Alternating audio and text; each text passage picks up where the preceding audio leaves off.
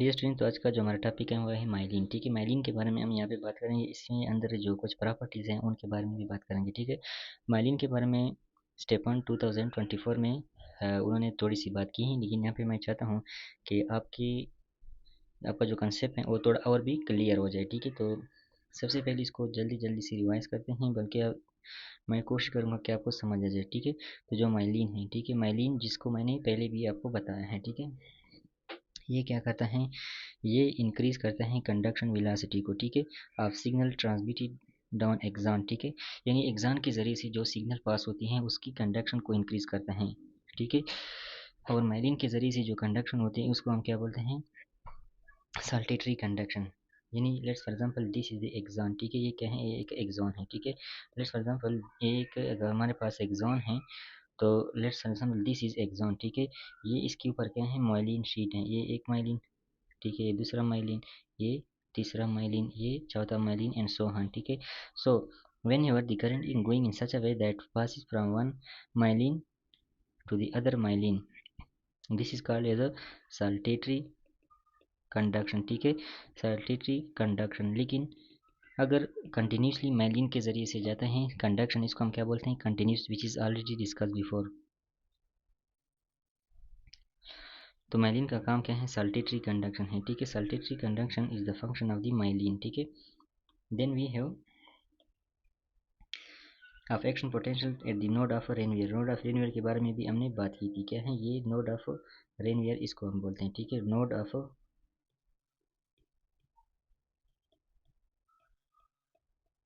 Ranvier, this is the node of Ranvier. ठीक है, where the high concentration of sodium ion और sodium channel is present. ठीक है, तो यहाँ पे क्या है, इन सी एन एस, ठीक है, सेंट्रल नर्वस सिस्टम के अंदर इन सी एन एस क्या है, इंक्लूडिंग क्रीनियल नर्व 2। हमने बात की है इसके बारे में कि cranial nerve 2 which is optic nerve, ये क्या है, सेंट्रल नर्वस सिस्टम का पार्ट है।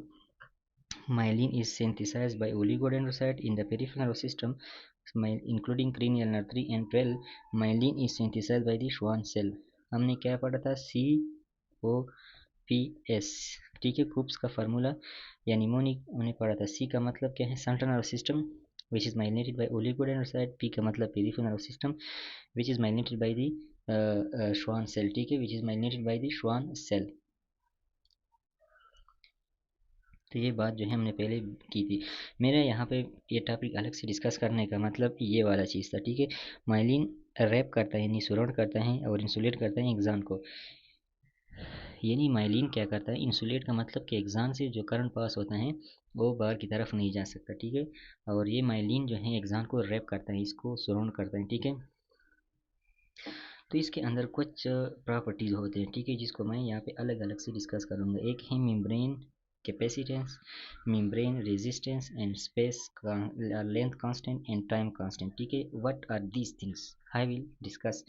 तो ये चीज़ें मैंने यहाँ पे अपने हाथों से लिखी हुई हैं।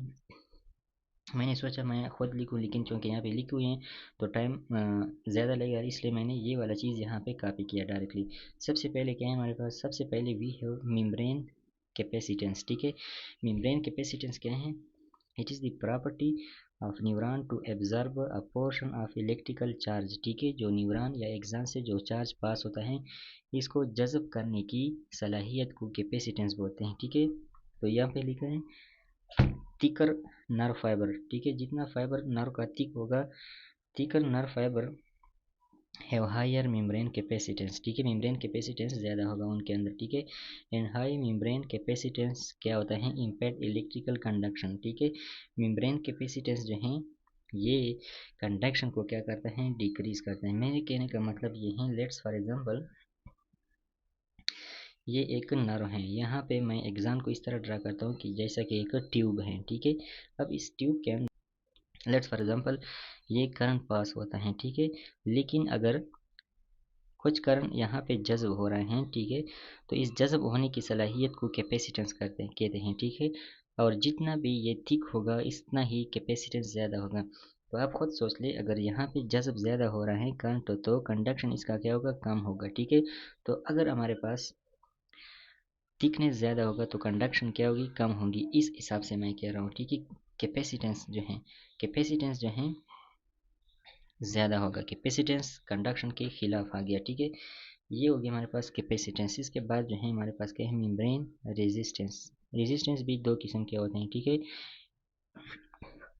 मेम्ब्रेन का जो रेजिस्टेंस है वो डायरेक्टली कनेक्ट रिलेशन रखता है टू दी कंडक्शन। अब आप कंफ्यूज होंगे कि ये किस तरह हो सकते हैं। हमने तो इलेक्ट्रिकल फिजिक्स में पढ़ा है कि अगर एक वायर का रेजिस्टेंस ज़्यादा होगा तो कंडक्शन कम होती है, ठीक है।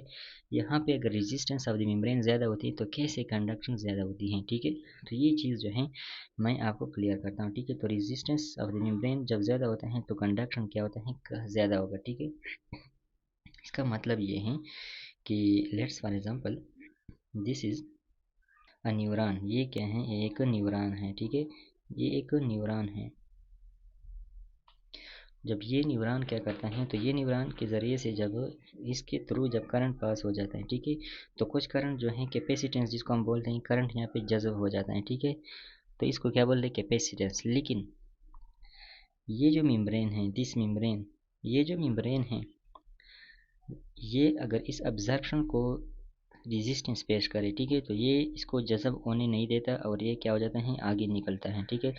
तो जो हम मेम्ब्रेन की रेजिस्टेंस पढ़ते हैं वो इस रेजिस्टेंस को पढ़ते हैं कि वो रेजिस्टेंस जहाँ पे करंट का जो एब्जॉर्प्शन है वो रुकता है, ठीक है। यानी एक्सॉन की जो वाल्स हैं उनके अंदर जज़ब नहीं होता करंट, ठीक है। तो अगर एक्सॉन के वाल के अंदर जज़ब नहीं होता तो कैपेसिटेंस कम होगा और रेजिस्टेंस क्या होता है, ज़्यादा होता है। तो सारा का सारा करंट जो है आगे निकलता है। तो इसलिए हम कहते हैं कि रेजिस्टेंस है जो रेजिस्टेंस है मेम्ब्रेन का वो डायरेक्टली प्रोपोर्शनल है कंडक्शन के। ये कहने का मतलब ये है। तो ये यहाँ पे हो गया, ठीक है।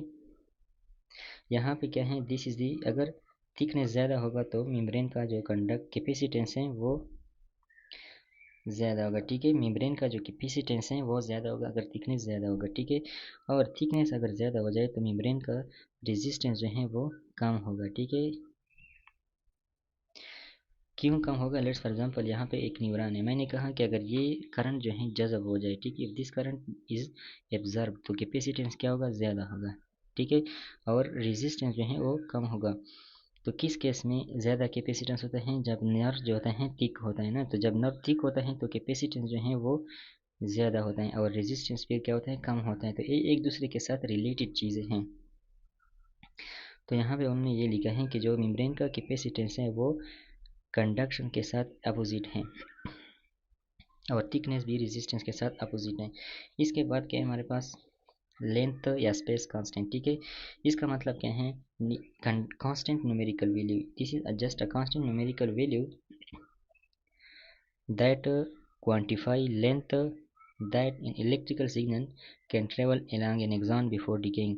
Let's for example ये एक न्यूरॉन है, ठीक है। अब इस न्यूरॉन के थ्रू एक न्यूरॉन है, सॉरी एक एक्सॉन है। तो इस एक्सॉन के थ्रू करंट जो है कितना ज़्यादा जाता है, इस लेंथ को मालूम करने को, इस लेंथ को हम क्या बोलते हैं, लेंथ कांस्टेंट, ठीक है। The length covered by axon current through axon is called as length और स्पेस कांस्टेंट। तो इसका मतलब क्या है, सिंपली कंडक्शन ज़्यादा होगा। यानी अगर लेंथ ज़्यादा होगा, लेंथ कांस्टेंट ज़्यादा होता है, मतलब क्या होता है कि करंट ज़्यादा पास हुए हैं तो कंडक्शन क्या हुआ है, ज़्यादा हुआ है। Then we have time constant. तो टाइम कांस्टेंट का सिंपल फार्मूला है कि time constant is equal to membrane capacitance और मेम्ब्रेन रेजिस्टेंस, ठीक है। यहाँ पे एक और चीज़ है resistance, which is axial resistance. जो आप जिस तरह सोच रहे थे वो इस तरह है, यानी इलेक्ट्रिकल करंट जिस तरह होता है वो यहाँ पे रेजिस्टेंस, वो इसका मतलब ये है। और ये जो एक्सियल रेजिस्टेंस है, this is indirectly proportional to conduction, ठीक है। अब ये क्या है, इसको हम मालूम करते हैं डायमीटर से, ठीक है, बाई डायमीटर। इसको हम डायमीटर के ज़रिए से मालूम करते हैं, यानी डायमीटर कितना है, ठीक है। तो एक्सियल का मतलब क्या है कि एक नर्व है, ठीक है। इसका जितना लेंथ होगा, डायमीटर जितना ज़्यादा होगा तो इसका जो रेजिस्टेंस है उस हिसाब से हम देखते हैं, ठीक है। लाइन यहाँ पे लिखा है द थिकर, यानी डायमीटर अगर ज़्यादा होगा, नर्व फाइबर, एक नर्व फाइबर है जिसका डायमीटर ज़्यादा होगा, the lower the axial resistance and increase conduction, ठीक है। तो अगर लेट्स फॉर एग्जांपल यहाँ पे थिकनेस ज़्यादा है, ठीक है। तो थिकनेस यानी डायमीटर अगर ज़्यादा होगा तो जो रेजिस्टेंस है वो क्या होगा, कम होगा, ठीक है। और जो कंडक्शन है वो फिर क्या होगा, ज़्यादा होगा। अब ये जो रेजिस्टेंस है वो क्या है, उस तरह नहीं है जो मैंने मेम्ब्रेन के अंदर पढ़ा, वो मेम्ब्रेन का रेजिस्टेंस है। This is the axial resistance, यानी ये जो है इलेक्ट्रिकल करंट की तरह है, ठीक है। तो ये चीज़ हो गई। तो अब यहाँ पे मैंने रिजल्ट लिखा है, ठीक है। एक तरफ मैंने कहा कन्फ्यूजन यहाँ पे हो जाती है कि we said if thickness is increase, हमने क्या बोला, अगर थिकनेस जो है हम बढ़ाते हैं, ठीक है, तो थिकनेस की वजह से मेम्ब्रेन का रेजिस्टेंस जो है वो कम हो जाता है। तो अगर मेम्ब्रेन रेजिस्टेंस कम हो जाए तो क्या हो जाता है, कंडक्शन जो होते हैं वो, मेम्ब्रेन का जो रेजिस्टेंस अगर कम हो जाए तो कंडक्शन भी कम होगा, ठीक है ना। अब यहाँ पे मैंने बोला कि इफ़ थिकनेस इज इंक्रीज, अगर थिकनेस बढ़ जाए, ठीक है, अगर एक एग्जान का थिकनेस ज़्यादा होता है, यानी एक मोटा न्यू एग्जान अगर हो जाए हमारे पास, तो व्हाट विल हैपन, मेम्ब्रेन का जो रेजिस्टेंस है वो कम होगा। लेकिन we said that if thickness is increased, ठीक है, एक्सियल रेजिस्टेंस इज डिक्रीज, तो एक्सियल रेजिस्टेंस कम होता है, यानी जो थिकनेस के साथ एक्सियल और मेम्ब्रेन रेजिस्टेंस का रिलेशन है वो क्या है, अलग अलग से हैं। एक तरफ हम कहते हैं कि अगर थिकनेस ज़्यादा हो जाए तो मेम्ब्रेन रेजिस्टेंस कम हो जाता है, फिर हमने कहा कि अगर थिकनेस ज़्यादा हो जाए तो एक्सियल रेजिस्टेंस भी कम होता है।